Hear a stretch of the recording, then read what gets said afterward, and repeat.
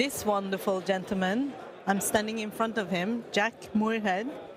We have a debate because I will never be able to pronounce your name properly because I can't say R, apparently. Hello. Hello. But Jack, let's get people in on the stand to sit down so they can listen to the presentation. Jack is the Academy Manager. Is that your title? Academy Manager? Yeah. Yes, from MAD Academy in Copenhagen. And for those who don't know the MAD Academy, it is an academy that teaches the future leaders of hospitality and gastronomy, bars, everything, and also do so in a very sustainable way. So I will give you the word. Thank you. Can everybody hear me? Cool. First of all, a very big thanks to Monica and Campari Academy, from one academy to another. We love you guys. And also to all the people who have helped put together Cocktails and Spirits. I think we all know how much labor and effort goes into these events. So it's really great to be here. I'm going to talk about the importance and the impact of education in hospitality. And when I say education, I mean things like this. I think it's all too rare that we as professionals come together to learn about things other than our craft. So we should celebrate that, and we should be accountable. And in being here, you making a vote to sort of continue to have this as an option and an accessible topic. A little bit about me to start. I'm from this tiny, small place down here. This is the indigenous map to pay respects to the Ngunnawal people, but my city is called Canberra. It's where I grew up, and I worked in hospitality for 15 years in bars, restaurants, cafes. Pretty conventional upbringing during university as that sort of work. Hospitality turned into a career for me when I traveled. I went overseas. This is a small bar in Niseko in northern Japan, where I learned a lot about different business models and also the value and the differences in culture of hospitality around the world. And then on the far right there, may it rest in peace, is a bar that maybe more of you might be aware of. It's called Bulletin Place, or it was called Bulletin Place in Sydney. It was run by Tim Phillips, Adi Ruiz, Rob Sloan, and it's an amazing place. Sadly, it's no longer with us. But through all of these people and experiences, I learned a lot about hospitality and the conscious choices that business owners should and need to make in terms of designing and developing their businesses. Traveling brought me eventually to Copenhagen in Denmark, where I ran into this organization. Mel, as it's pronounced in Danish, means food, but also in English meaning, you know, to be a little bit mad about things in terms of being crazy, maybe a little bit upset about the status quo. This organization is now 11 years old. It was founded by a chef called René Redzepi, who started Restaurant Noma. And we envision a world in which everyone working in hospitality contributes to a resilient food system and also a better workplace, better environment, and better food for all of us. But to do this, and what I'm here to talk about today, we need to ensure that hospitality itself functions, that it's equitable, that's fair, and that we have profitable businesses that do good for themselves before they can do good for other people or the planet. Secondly, this organization was created as a way to host conversations, to open topics that were unrelated to the craft. Things like cocktails and spirits might exist today in volume, but 11, 12 years ago, it wasn't that common for the hospitality industry to gather. There were definitely a lot more men and a lot more elite crowd that was involved in things back then, and gladly that has changed, and we're trying to also facilitate that change.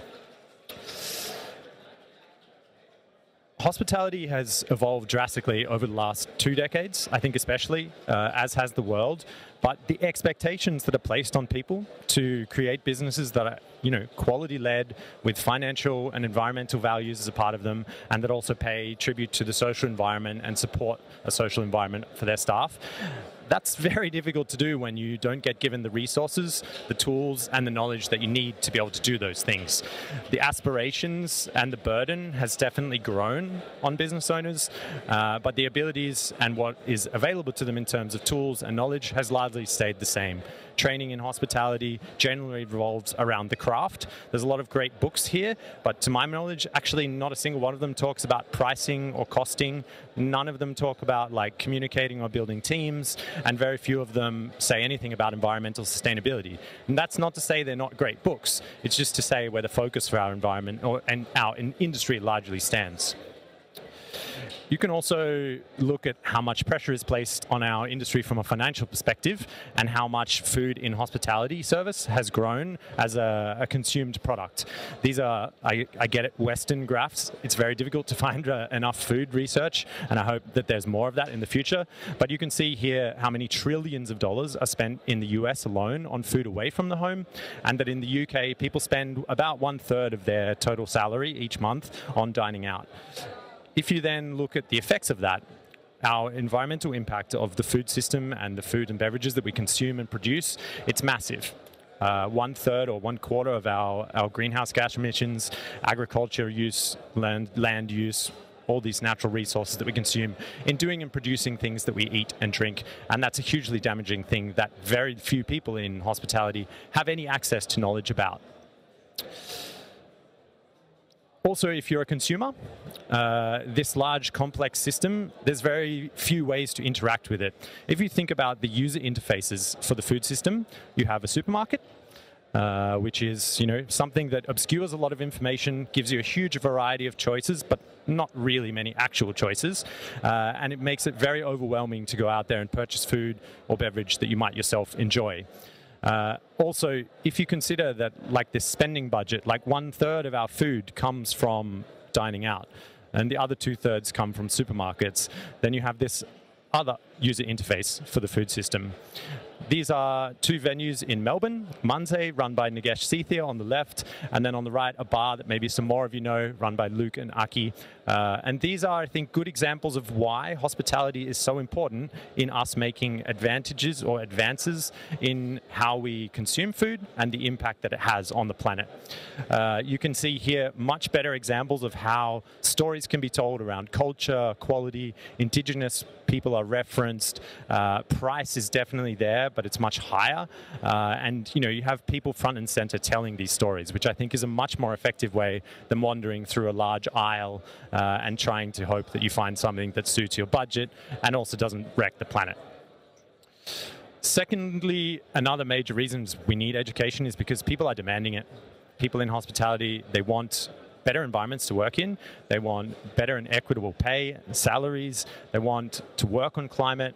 These figures are from a survey of around 7,000 individuals from different industries, and 8 out of 10 of them are willing to work and want to work on climate change, but fewer than half felt quite able to or even knew what their businesses were doing. So I think the evidence is quite clear that education is necessary, and we need to start valuing that in other things than our craft. This is a quote from the Archbishop Desmond Tutu, but I actually stole it from a gentleman called Douglas McMaster, who runs a restaurant in London. It's the single most interesting restaurant in the world. If you don't know about it, it's amazing. They don't have a bin. Think about that. But there comes a point where we need to stop pulling people out of the river and go upstream and figure out why they're getting in. I think all of the causes that we see for damage, they're sort of hereditary, habitual practices. And the reason they exist is because we lack the knowledge at the starting points of our careers to know how to fix things and do better. So this is the project that we started, an academy, to try to address this, to try to educate hospitality, to give leadership, business, and environmental and sustainability training. And we had some unique inspiration when we tried to think about what kind of school does hospitality need these days. On the far left here, you have Hogwarts. So school should be magical. It should give you memories. It should be surprising and joyous. And I think, that's the best way to set in memory lessons so that people remember what they're doing. The second one is the John A. Paulson School from Harvard. It's engineering, and they have a food science subject there as well. And this is sort of to pay credit that academic knowledge, science, and those research practices are really necessary as a part of our industry as well. The Red Bull Music Academy is no longer with us, but it was a foundational thing that Red Bull did to basically gather groups of people around the world to do mentorship and innovation in like a peer-to-peer environment. It was a really beautiful project that produced a lot of talented musicians that are still practicing and influencing music today. And then on the right, maybe some of you know this from a no-name bar in London, but basically this is from a Bauhaus school, which was a design school, an architecture and arts school, and they built their foundational curriculum in a very different way. They approached it from the sense where both an artist and a craftsperson were teachers, but that you learned by basic things first. Rather than diving into learning to design buildings without knowing anything about wood or bricks, they started where you just taught for 6 months, where you were given raw materials and asked to explore them, to learn about them and play with them. Imagine if in school or in hospitality training, we were actually taught about what carrots are or where Campari comes from and what's involved in producing it before we got into wasting it or using it or enjoying it. It's just a different way that we thought about structuring a curriculum. So to date, we've been doing this for 4 years. We've hosted around 30 different 5-day programs, and each of those hosts 25 to 30 individuals from the global hospitality industry. The coursework is stimulating. It's a really fun and collaborative environment, and we're trying to build courses that in 5 days can give people a leg up, can upskill them to be able to tackle 2 major topics that we see as pressing needs. Leadership and business, where it's very obvious that our industry needs support in building and adjusting better business models to support new generations, new expectations, but also to repair a lot of the cultural damage and the failings of the past.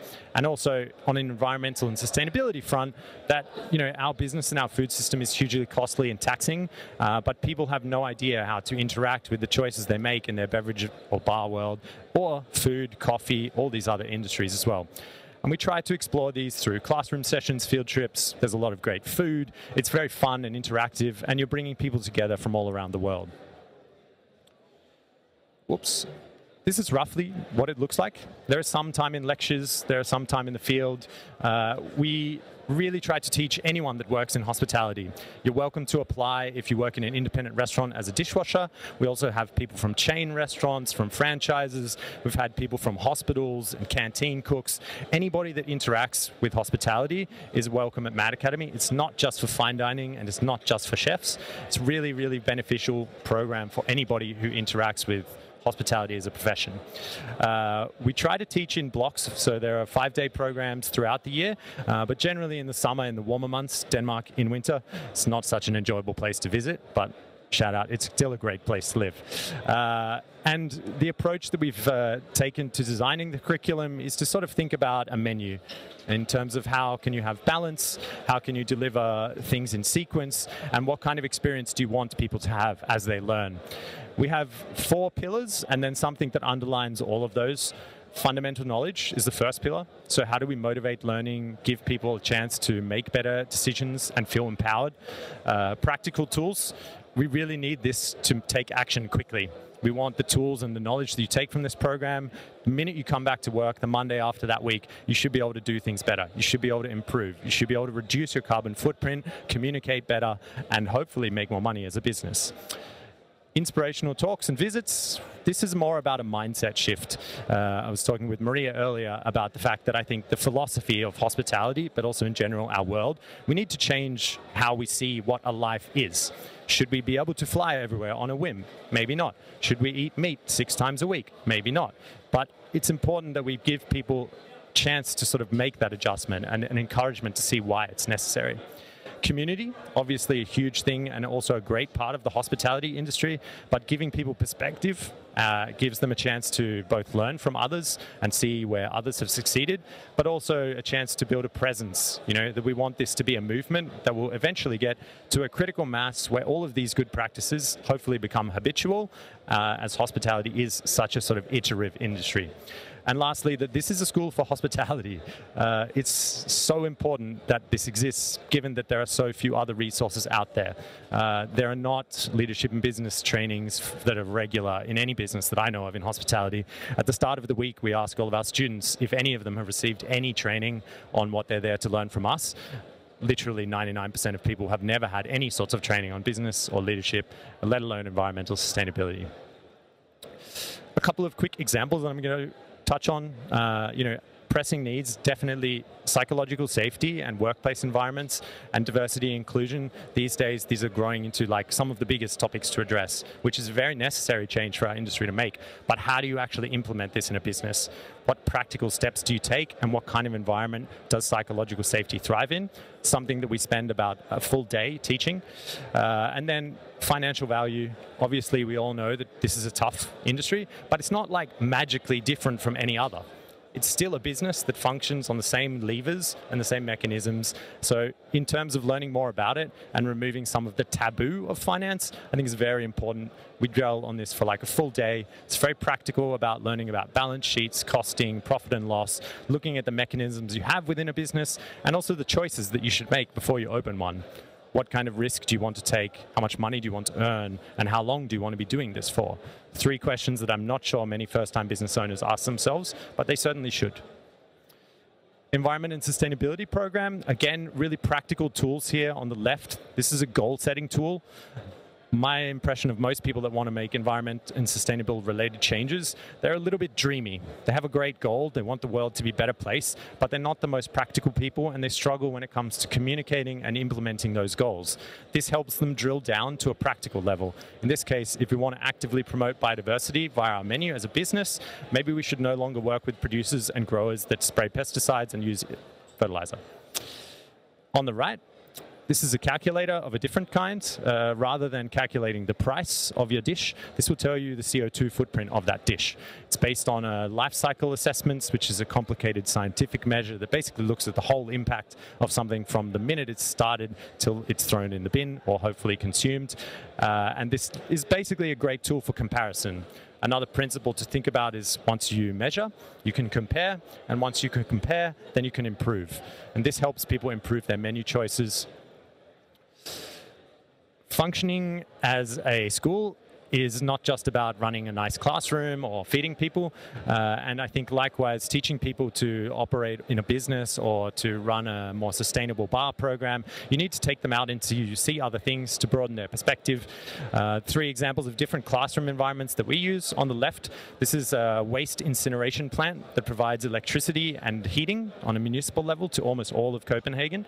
So our students get into the guts of that to learn about the true dynamics of the waste system and how what they throw in the bin actually also heats their homes.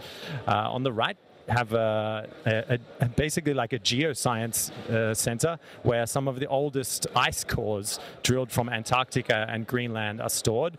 And the students in this image are visiting the ice sheet on Greenland using VR headsets. But here we have a talk about like the true phases of climate that we've gone through, what has historically happened, and where we sit now in terms of climate change. So a big picture, big thoughts kind of thing. Getting a bit of a hand cramp. On the far right, this is a seaweed, basically like supplier for restaurants in Denmark. It's called Dansk Tang, which means Danish seaweed. And this is Simon. He's one of the founders. It's a father and son company. And it's interesting for many reasons, but it was started to directly service restaurants with a unique food product, using basically like advanced research and new techniques that they have pioneered. They're able to grow and harvest wild 20 seaweed species in Denmark, and they've changed the menus of restaurants with that. And I think it's a very interesting example to think about the purchasing power and the leverage that hospitality has to create research opportunities and new business types. We work with a very exciting and I think truly magical faculty. These people come from all walks of life, all types of business. They're not just from hospitality. I think it's very crucial that we also look outside our industry for ways to do things better and to celebrate. 3 couple interesting examples, maybe Joshna Mirage. She's basically like an activist as well as a chef, someone who hasn't deployed her skills as a cook in a traditional way. She's working to shift prison and hospital food and to cook more food in schools at a better level. Elena Regan, someone who had a Michelin-starred restaurant who she gave away to her staff because it wasn't for her anymore. She wanted to move and open a cabin in the woods with her partner, which she's now done to also a great success. And then Tatiana and Katya Leva, some locals here in Paris, 2 women that were certainly not set up for the success that they've had, let alone the challenges that they've faced being migrants, being females in the kitchen, and also having children, and still managing to successfully open 2 incredible, delicious venues. Monica's also pretty great. I should say as well, the reason we choose these people is not because they're famous, it's because they've made conscious choices. And I think that's like a principle that we have at Mad Academy is like, we should not do things the way others have done them. Like Einstein has this quote that you can't solve the problems with the mind that created them. And I think this is something else that our industry needs to weigh in on and think a little bit about. So our program, I'm going to be very honest with you, it costs 5,000 euros for 5 days of education. And to me, it's incredibly valuable and it delivers on that. And I'll tell you a little bit about the evaluations of that effect afterwards. But often people sort of balk at that, and I want to just sort of maybe put some places or put some points to what else we spend our money on. Very expensive wine, really delightful, expensive menus, visiting a production site of Glen Grant whiskey. All of these things are things that I have done. I'm not criticizing them. I'm just trying to raise an awareness that we already invest in education. We already spend oodles of our own money doing this. So I think it's also important that we look at like what value we derive from that and how we're already sort of trying to train ourselves.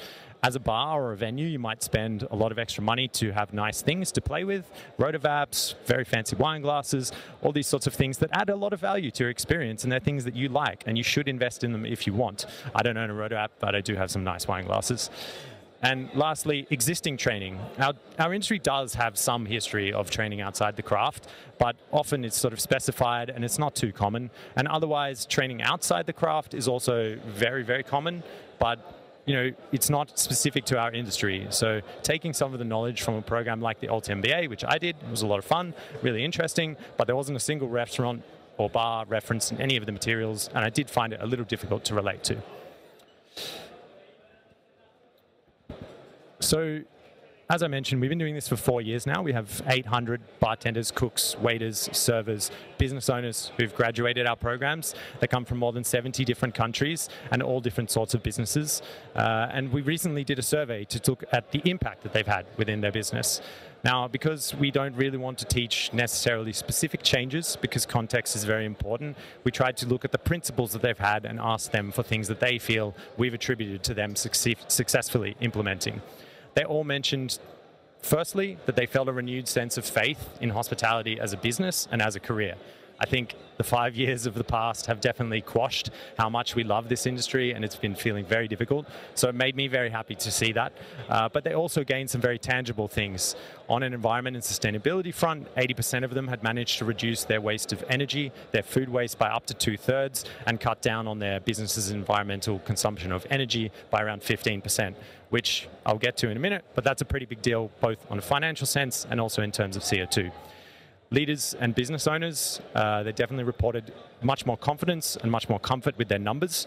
As I said before, like if we want to do good things with our businesses, we first need to have a good business. So I think it's very important that our industry comes to grips with the numbers, dives into that, and we start to deal a bit more with these sort of like KPIs, financial statements, and always accurately cost things. And then otherwise, that they feel better assured when it comes to managing others, and that employees both feel equipped to also manage the demands of their work, but also excited about promotion and taking on more responsibility because they finally have the tools and the knowledge that they need to do that. Some food for thought for those of you out there who are employers or employees or brands or suppliers. We also asked them what sort of barriers and challenges they had. So 96% of them said that their colleagues and their fellow staff members were absolutely crucial to implementing things. And 60% of them said that a lack of time and capacity within the team was a barrier. This is a few hundred people from 70 different countries, so it is a lot to extrapolate from, but I truly think that any of us that work in hospitality understand that these figures are pretty accurate to where we also work. Senior support and a mandate and an engagement from superiors was crucial and really necessary. And of course, a lack of financial resources makes things difficult, but only in half cases. There's plenty of changes we can definitely make that don't require financial cost. In fact, many of them actually will provide financial returns. 80% of our suppliers were also needed as allies, and 60% people ran into these parties as barriers. I think this is a great thing to talk to your brands about, to talk to your suppliers about, and really how many of you have ever gotten on the phone with them and asked them what their sustainability initiatives are? Laundry company that we work with, we called them, they explained fully how they're switching within the next year to organic materials, and they've got these processes on hand to try to reduce the water that they're using. So it just takes asking sometimes to find out what people are up to. Lastly, I think it's good food for thought that we often in hospitality prioritize our guests, sometimes to a dangerous extent, I think, in giving them too much power. 40% of our people said that they were very important to making change, but equally 44% said they were not important and not a barrier to making changes. I think this is a very good example when it comes to pricing, that often we're basing our thoughts about customers' reaction on our assumption rather than actually knowing what they're going to do. And a fun experiment, just play with your prices for like one night. Like move them up and down, change one dish, see what happens, and ask your servers or your bar staff to check in on if anyone actually reacted.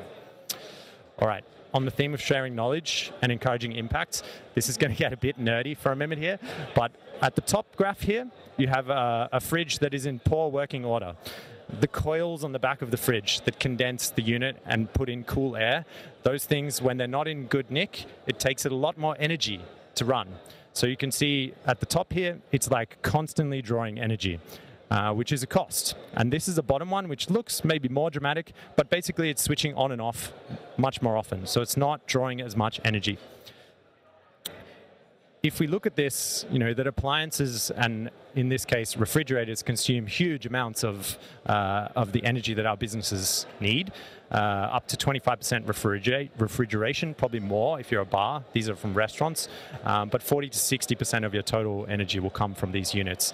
And in an average study, that was about 180 kilowatt hours a day, which adds up. If you think about it in terms of CO2, it's 200 kilos a day and 73,000 kilos a year, which is roughly the CO2 emissions that 16 cars will put onto the roads. If we look at it from another angle, finance matters a lot these days, especially during inflation. These figures also turn into real currency. So we had at 20 euro cents per kilowatt, and that's 36 euros a day, 13,000 euros a year. I think most business owners would be pretty happy to save on this. And you can definitely do that. With regular maintenance of these things, aka every single week, vacuuming the condenser coils on all of your refrigeration units, you can save 7,500 euros. And a hell of a lot of CO2, which is taking 8 cars off the road. These are just the small things that if you think about, and if we scale, turn into significant impact. Let's say there are 1,000 businesses represented here at Cocktails and Spirits this week. Pretty safe estimate. 7.5 million euro if they all do this. 8,000 cars. Like these sorts of changes, if we all start to adopt them, if we're all a little bit more aware of our impacts, it's massive. It's absolutely massive. And think about that. So I'm going to wrap up. I'm going to take some questions, but some sort of parting gifts and a thought. For me, I view training and education as mise en place for the future. Not just for my future, but for the industry's future, that we can all build better habits, and those will hereditarily be passed on. We love copying recipes. We love distributing things here. And I think if we can just put good practices in where bad practices exist now, those are also going to get carried on. They're going to get taken around the world, and encourage you all to share. These are a couple of principles that I've thought about over the last 4 years of doing this and observing hospitality people learn. I'm not going to go through all of them, but I really think up the top for me is to be conscious, to not do things in the way that others do, but think about how you want your life to be and build your business and your work around that. Thank you very much. Just a quick sort of pitch. Our programs are opening very soon for July. Our next courses will be in 2024. As I said, they're for anyone that works in hospitality. If you're a business owner, I would love if you paid and sent your staff here, because then you're making a vote that they matter and they're going to feel motivated by that. We also do custom programs and business trainings. Those are available for anybody out there. We've also worked with, for example, municipalities and governments to work on training their social sort of sustainability or environmental sustainability for larger groups. So if you know people that want this, please put them in touch and sign up for our newsletter, follow us along, and you can always email me personally. Very happy. You were perfect. Okay. And here is your headset so we can have a chat. I'll try. Yes. So I have a question, because one of the things that I face on a frequent basis is, how do you convince an employer to make that financial commitment and send someone to you? What is the argument? I know you said it, but specifically, we can have it on repeat. I think it's a really difficult thing to tell people how to spend their money. and I don't feel in a place to do that. But I think there is enough evidence by some of what I've shown, and that people really need this and they want this. And I mean, I can say it in such a way where most often the discrediting fact of that is like, what if I pay for this and this person leaves my business? Yeah, fair enough. But then maybe you were not a good enough employer to retain them. So what if you pay them and they stay? And then they improve your business and you gain the benefits. And I mean, for me, it is. We're a bootstrapped industry. But I think in many ways we should be more financially sound. We should build rock solid foundations for our businesses. And the only way you're going to be able to do that is if you have more knowledge. And if you don't have it yourself, then you're either going to have to pay someone to get it or you need to study. And we're just a resource for this. I'm not saying we're the only ones that do education that's valuable in hospitality or that you have to do this sort of thing. But I think if we spent 10% of the time that we do learning about craft and reading really fantastic books about fermentation, how to make drinks, if we spent that 10% on learning about other things like accounting, KPIs, costing accurately, or the environment and the impacts of our work, that's enough. And for someone who is thinking to take the course, is 5 days really enough?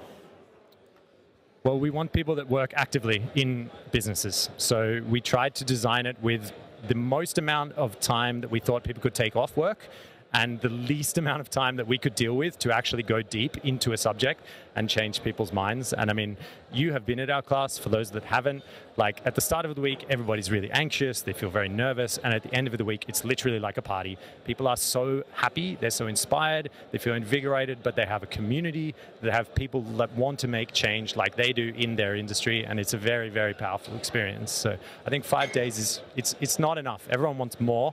But to be practically honest, the costs and things for us then, that would just increase the cost for the program. And how do you, after you take the course, like what are some of the examples, specific examples of the students going away and implementing change straight away or doing something? Yeah, well, that's a really good question, and there are a few that come to mind.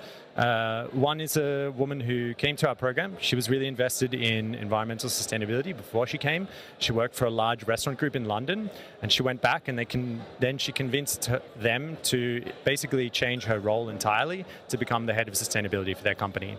They operate 18 different businesses and they have more than 1,100 staff. So you can imagine the volume and the scale and the responsibility that a person like that has, and also the impact for changing those businesses. So that's something, and I mean, they deal specifically with like how they source as a company, where their utilities and energy comes from, what their base practices are around water use, how much cleaning materials they distribute, all these sorts of finicky small things that it's really hard to overview as a business owner because you're busy. Another case, maybe along the lines of like public activism or something we don't think about, but a hospital chef, so someone who is responsible for waste in a hospital for over 13,000 like medical patients, so multiple hospitals in the Midwest in the US. Basically the same thing happened for him. So he came back, he put in place practices, and then like the head of his hospital brought him to the boards for all of the hospitals, and they basically promoted him to a position where he was able to take control of the waste, specifically food waste in this case, for like 4 major hospitals in the US. And I mean, that's a significant amount of food, like thousands and thousands of meals every single day.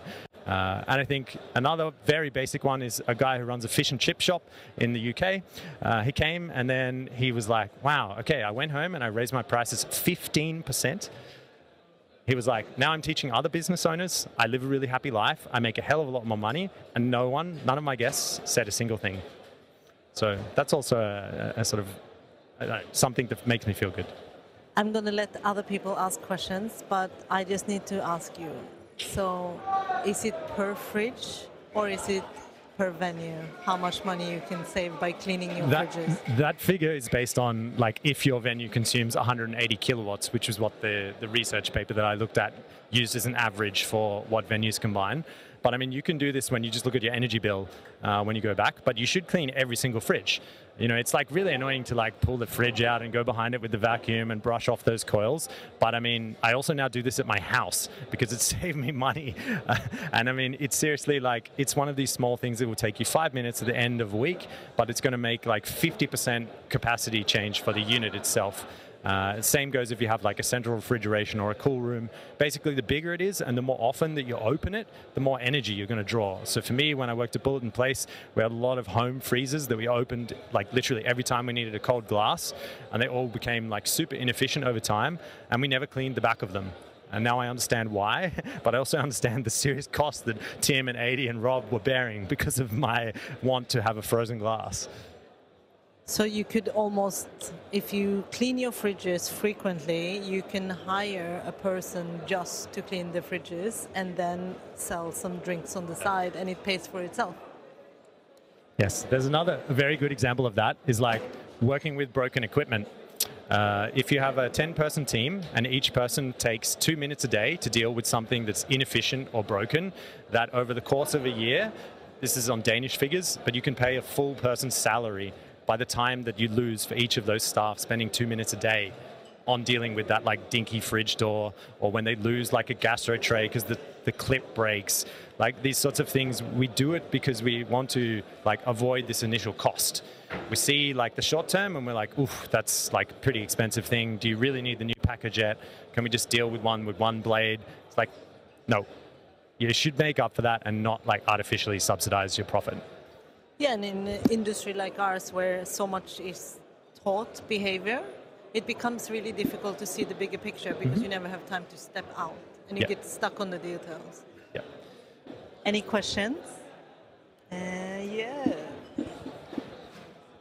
Hi, thank you. This is very insightful and extremely interesting. I could listen to this all day. Oh, careful what you wish for. If you come, you have to listen to me a lot. No. Thank you very much. No, I just have a larger question. I'm really happy you mentioned Silo because it's been a massive inspiration to me as a personal career as well. Things I have done in the past, and even today I live in London, so it's one of my favorite restaurants. And the question would be, what food scene or bar scene, because you clearly are exposed to a lot of people and in cities and you travel, will be the most inspiring in this change? Like, which food city today you think is not only pioneer but also to look up for, kind of thing? Yeah, it's a very good question. In 10 years, I'm going to tell you wherever we've sent the most students. But right now, I often talk with Doug about the fact that, like, why has no one copied your restaurant? Just to give a bit of an example, like he makes 15% profit. His food cost is 6%, 0.6%, and his staff cost is 45%. But that's the way that you move things. Still, like 15% profit is something that almost any business in the world would be very happy to have. And I think in this case, it's because people don't believe it's possible. They don't actually believe that what he does is real. And there's too much hearsay in our industry, and people are too ready to criticize. To answer your question, though, I actually think it's like Latin America. When I meet people from Latin America, they're like really cracking on with stuff. You know, they have a lot of barriers that are very different to the Western world. Maybe there's less hearsay there, but, you know, they deal with really, really different political and legislation situations.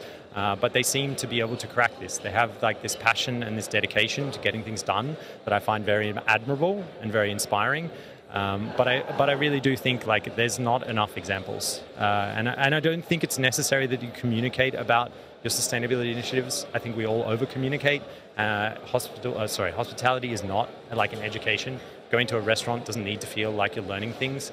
But you know, there's also a power in hospitality that when you make good decisions, you make them on the behalf of every one of your guests. Rather than just cooking a meal at home or preparing a cocktail from your freezer, which is your footprint to own, when a business owner in hospitality makes a decision, they make a decision on behalf of like 200 or more people every night. And that's super powerful to take responsibility for. So I think it's another incentive to think about like what kind of business do you want to be, and you don't need to communicate about it. Like Doug is a perfect example. When you go to Silo, when I went there, I was very anxious and I really hoped it would be good. But the most surprising takeaway, other than the fact that it was truly delicious, was that it just feels like a normal restaurant. Like it doesn't feel strange or zero waste, and they don't scream at you. We don't have a bin when you come in the door. Like it's just like eating anywhere else. And I think that's the most powerful example that there can be, is like you can make all of these changes or a lot of them and like literally no one will know.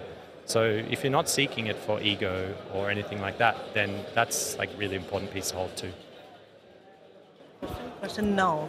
Okay, so this is, when it comes to sustainability, definitely one of the things to crack. The fact that it doesn't only have to be intelligent, smart, and the obvious choice to do, but it also ultimately needs to be delicious, which Doug's food truly is. But when it comes to education, it's a completely different topic. So as a young bartender, if you don't really know which direction you want to go, you don't know what you want to do, why should you take the time? Why should you sacrifice your evenings studying now when you can also just go out having fun and drink? I mean, again, this is a very subjective question, and like I can only speak for myself, but my experiences in terms of like spending money to learn, they didn't come at the cost of experiential enjoyment or satisfaction or deliciousness. But I did have to think maybe longer term, rather than going out to like local restaurants every Friday. If I wanted to travel and see more or learn more, then of course I would have to sacrifice some of those meals to go and save money to like go and live in Japan and bartend for 6 months. But I think, weighing those investments and tracking across is one way. The other way to think about this is, I was reading, I can't remember the guy's name, but he wrote this book called Atomic Habits, and basically he talks about information flow. So what you put in your brain is what you're going to do. So the Instagram that you follow, like that's going to dictate like what kind of Instagram posts you make, but also where you want to eat or what kind of clothes you want to buy. Same goes for newsletters, TV shows, like anything that you take in. That's going to turn into what you actually do as well. So I think it's really important that we make active and real choices about the types of things that we feed ourselves. There's also this concept of like an information diet. Thinking about the fact that you don't always eat bad food. It should be the same. Like, don't always watch crushable Netflix series. Maybe watch a documentary now and then, or ask your friends to go to the premiere of like the new film on climate, or go to a talk from someone who is diverse and is inclusive in their practices and learn from them. Come here, like this. I can't wait for like Lorraine's talk and Maria's talk. I think it's really, really important. And it's something about empowering yourself as well to understand what is good for you, because when you become or when you have the power to read your contract, to understand what it says, or to negotiate in a good way, or what is legally required from your employer, you can take care of yourself and you can make the hard choices when you're young, so that you're going to cruise through your older age. Yeah, I mean, costs up front often pay off in like a long time down the road. I think we're just out of time now, but just on that piece, I think we also need to be patient. Like, we need to respect our employers. They come from a different time, or maybe they opened a business at a different time with a different set of knowledge. So like, it's really important that you also don't just like expect from them, but you're willing to help them. Like, go on this journey with them and try to co-create some change. I certainly feel that that's a very valuable way to do things as well. I agree. And also the same applies for education, because I think the next generation definitely consumes information in a different way. So we need to reformat what education looks like. So it's fun, it's engaging, it's interactive. Delicious. It's edutainment, if you want. Yeah. And with that, I will say, please leave the headphones back here. And we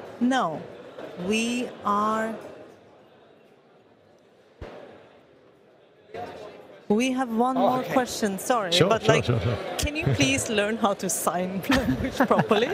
They were never taught. I'm sorry. I come from a different time.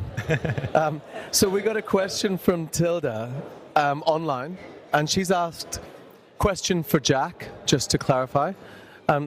What's one piece of advice you have gotten regarding leadership that inspired you the most? Wow, that's a huge question. But thank you, Tilda. It's a good one. Maybe I can talk about an example of someone that I see as a model for leadership, and that's a colleague and a friend of mine. His name is Magnus. He ran a restaurant called Faviken in northern Sweden. He is very good at speaking from experience. He's very good at speaking on a factual level, and also understanding that people have emotional reactions to facts, and you have to weigh and sort of like delineate those things sometimes. and that you need to be like empathetic and supportive if you want people to come along with you. Like, it doesn't matter how talented you are, how good you are at cooking. And he can say that he was a bad person when he began his career. Not a bad person, but definitely a poor manager. But he spent time applying himself to learn skills, to get better. And I think that's like some of the best advice. It's like nothing comes easily, but even leadership, management, financial skills, understanding what to do with your life, like you have to practice that every single day. You have to make choices to do it, to learn about it. And he's a good example of that. So, I will repeat. Leave the headphones, go for fresh air, or if you are at home, you can watch the second chapter of our Perspectives Leadership Is. It's very good, actually, so you should watch it today. And we see you at 4 for our next talk. Thank you.